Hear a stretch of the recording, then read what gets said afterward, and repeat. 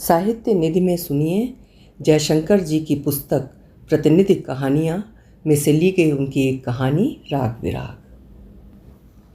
मुझे अस्पताल में जो पलंग मिली थी वहाँ एक फ्रेंच विंडो थी। वहीं से मैं पराई शहर के चिड़ियाघर की फेंस, बरगद का बूढ़ा पेड़ और बरसों पुराना कैमरा साथ लिए उस गरीब फोटोग्राफर को देखती रहती। सुबह के वक्त शेर का दहाड़ना सुनाई देता।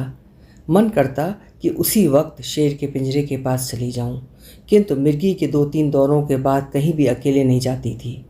चिड़ियाघर और अस्पताल के बीच 1 किलोमीटर का फासला रहा होगा।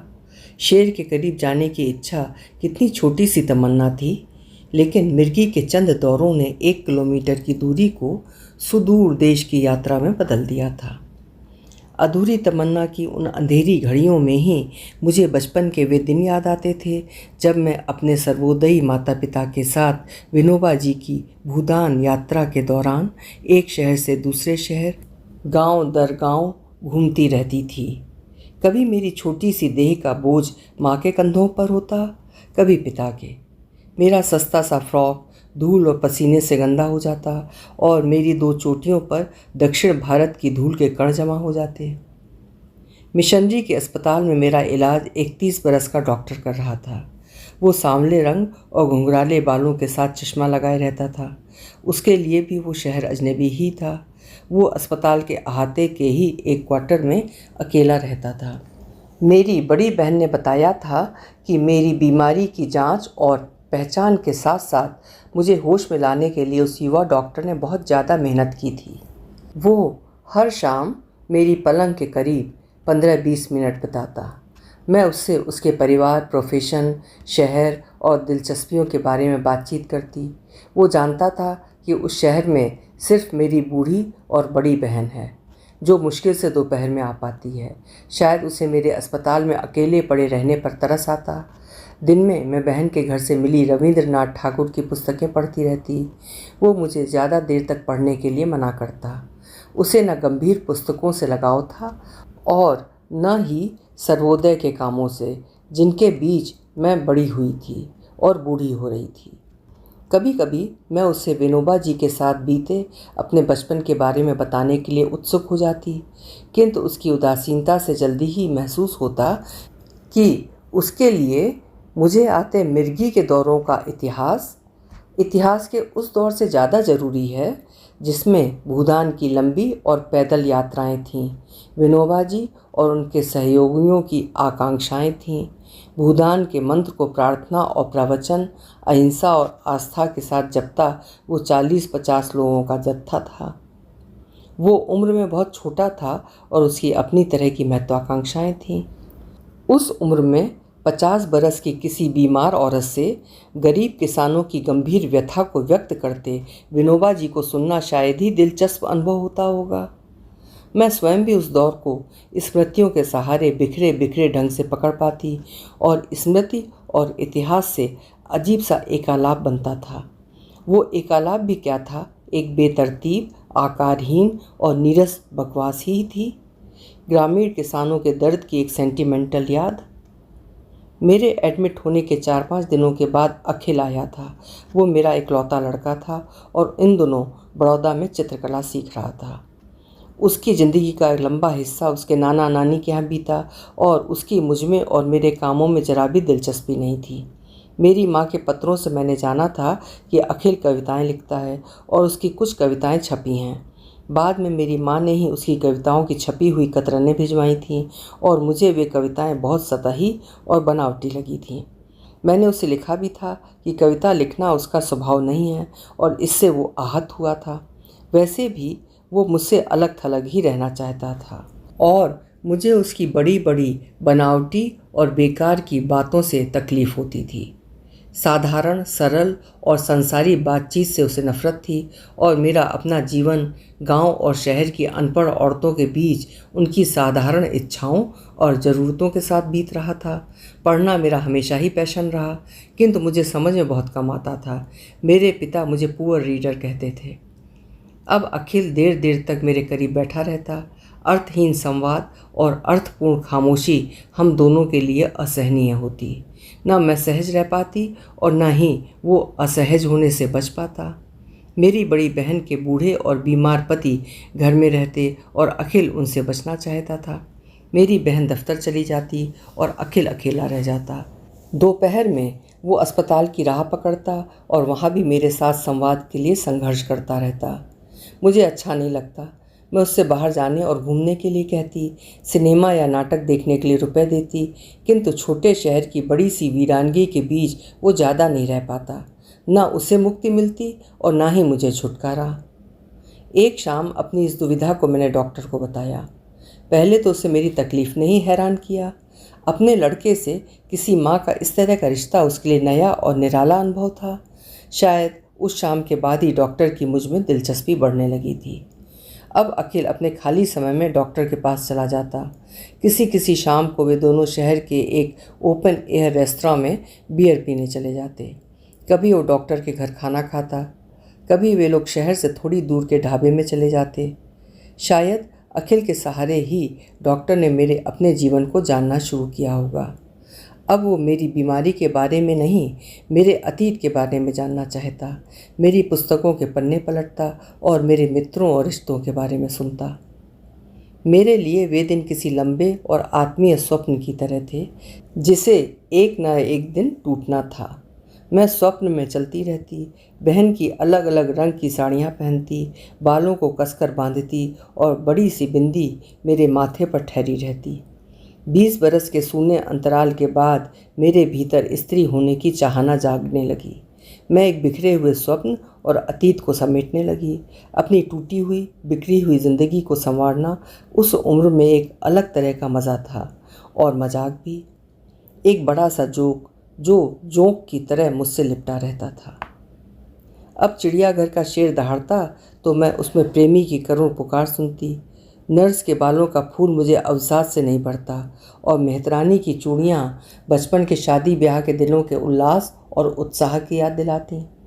अब रविंद्रनाथ की नायिकाएं और ज़्यादा अपनी हो गई थीं और फेंस के पार का बरगद बूढ़ा नहीं, सिर्फ बड़ा दिखाई देने लगा था।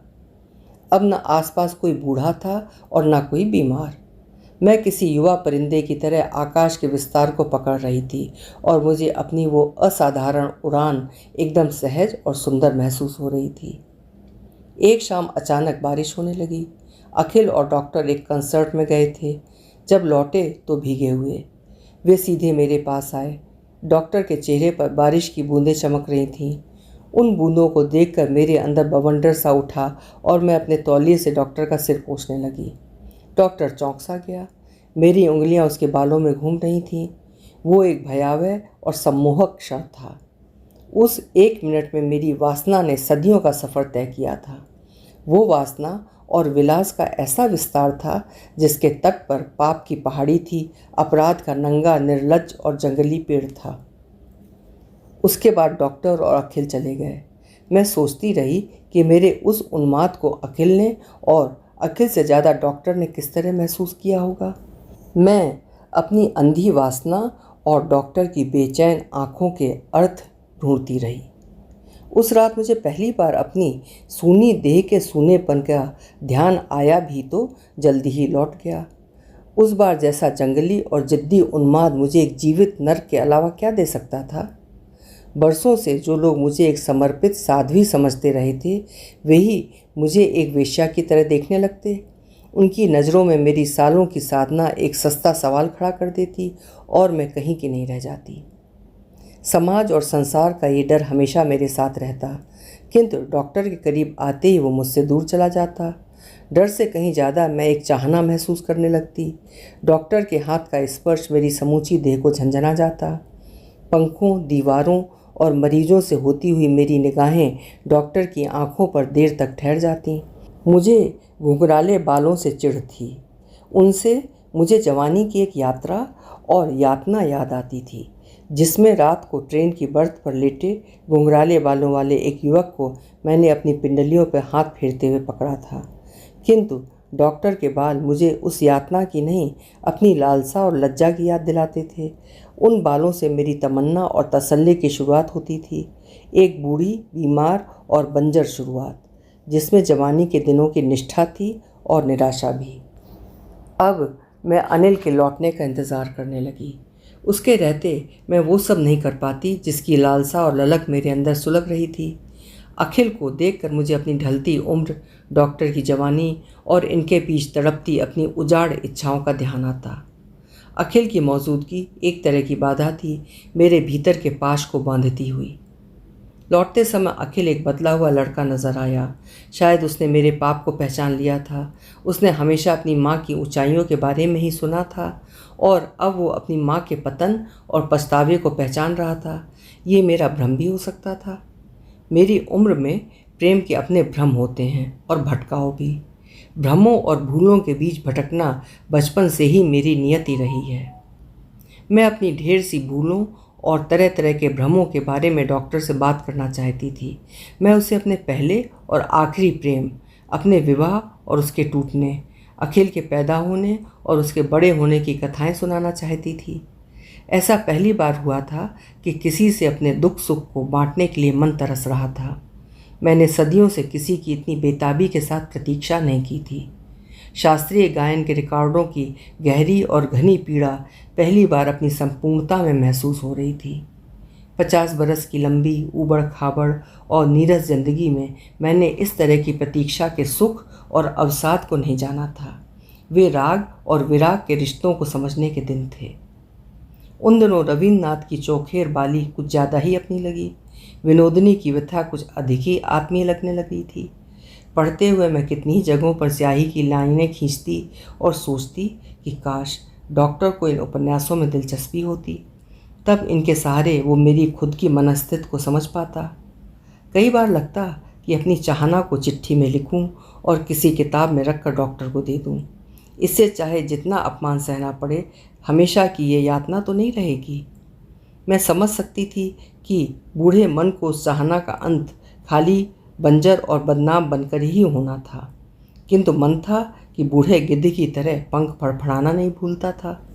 बरसों से थमा ज्वालामुखी अपने होने को किसी भी तरह साबित करना चाहता था। अंततः अस्पताल में मेरा आखिरी दिन आ गया। उस दिन के पहले वार्ड की एक बूढ़ी और लावारिस बंगाली औरत की मौत हो गई। मेरे 20 दिनों की अवधि में वो पहली मृत्यु थी, एक शांत और शालीन मौत। कोई नहीं रोया, कोई नहीं चीखा, उसका कोई था ही नहीं। वो लंबी तीर्थ यात्रा पर निकली थी और इस शहर में आकर बीमार पड़ गई। एक अलग सी अर्थपूर्ण मौत रही। इस मौत से बहुत कुछ सुना जा सकता था। डॉक्टर का उस बुढ़िया से अंतरंग रिश्ता था और वो समय समय पर उसके लिए बंगाली मिठाइयाँ और मछली की तरकारी लाता रहा था। उसकी मौत से वार्ड खामोश बना रहा और डॉक्टर उदास। उस रात को ही मैंने डॉक्टर को लिखी चिट्ठी फाड़ दी। मेरा मन अचानक उछट गया। एक तरह की वीरानगी ने मुझे घेरना शुरू कर दिया। वैसे भी मृत्यु की लीला के बाद प्रेम की पीड़ा छोटी और छिछोरी हो जाती है। बुढ़िया की मौत ने मुझे एक तरह से बचा लिया। भीतर का तूफान थमने लगा, प्रेम का बुखार उतरने लगा, किंतु डॉक्टर के करीब आते ही, उसकी कमीज के टूटे बटन को देखते ही पुरानी वासना लौटने लगी। वासना की वापसी का क्षण आया ही था कि अचानक बुढ़िया का मृत चेहरा सामने आ गया। भीतर बर्फ की तरह कुछ जम गया। एक तरह का विराग, एक किस्म की वीरानगी, एक प्रकार की हताशा। मैंने रविन्द्रनाथ की तीनों पुस्तकों पर कुछ औपचारिक शब्द लिखे और डॉक्टर को दिया। मैं इन किताबों को ज़रूर पढ़ूंगा, मुझे अच्छा लगेगा। इन्हें पढ़ूंगा तब आपको याद भी करूंगा। मुझे और क्या वैसे याद नहीं करोगे? मैंने आपसे ज़्यादा उदास औरत कभी नहीं देखी है। डॉक्टर के उस वाक्य को सुनकर मैं हंसने लगी, एक रूखी और झूठी हंसी जो मुझे बनावटी बना देती थी। बाहर बहन मेरा इंतज़ार कर रही थी। मैंने आखिरी बार डॉक्टर को नमस्ते किया और कुछ औपचारिक वाक्य कहे, एकदम सूखे और सरल वाक्य जो याद आ जाते हैं किंतु कुछ भी याद नहीं दिलाते। सबसे विदा लेने के बाद मैं बाहर आ गई। शाम को शहर छोड़ना ना होता तो ज़रूर ही चिड़ियाघर के उन शेरों को देखने जाती जिनकी आवाज़ें मैं सुनती रहती थी। बाहर नवंबर के दिन में डूबा शहर था। रिक्शा में बैठकर मैंने अस्पताल की पीली इमारत की बालकनी में खड़ी औरतों को देखा था। मैं उन औरतों के बारे में कुछ नहीं जानती थी। मैंने तो उन स्त्रियों को भी नहीं जाना था जिनके बीच में बरसों से काम करती रही थी। पहली बार किसी को न जान पाने की पीड़ा से पहचान हुई थी। मैं उस पराए शहर में एक पराए पछतावे के साथ जी रही थी। वो एक छोटे शहर का बड़ा सा दुख लिए हुए दिन था। आज अचानक सर्दियों के लिए गर्म कपड़े निकालते हुए अस्पताल की सर्दियों की दोपहरों और वहाँ के रंगीन, सुंदर और विदेशी कंबलों का ख्याल आ गया। उनमें ही से किसी कंबल को अपनी देह पर चढ़ाए मैंने रवीन्द्रनाथ की नायिकाओं को समझा था, उनकी नायिकाओं की जीने की तमन्नाओं को पाला था। वे दिन भी जिंदगी के कितने ही दिनों की तरह अतीत के हिस्से बन गए। आज मैं उन दिनों को ऐसे देख रही हूँ जैसे वे किसी और के जीवन में बीते हों, किसी दूसरी की व्यथा जो उस छोटे शहर में प्यार कर रही थी, जी रही थी, मर रही थी। अभी आप सुन रहे थे लेखक जयशंकर जी की कहानी राग विराग।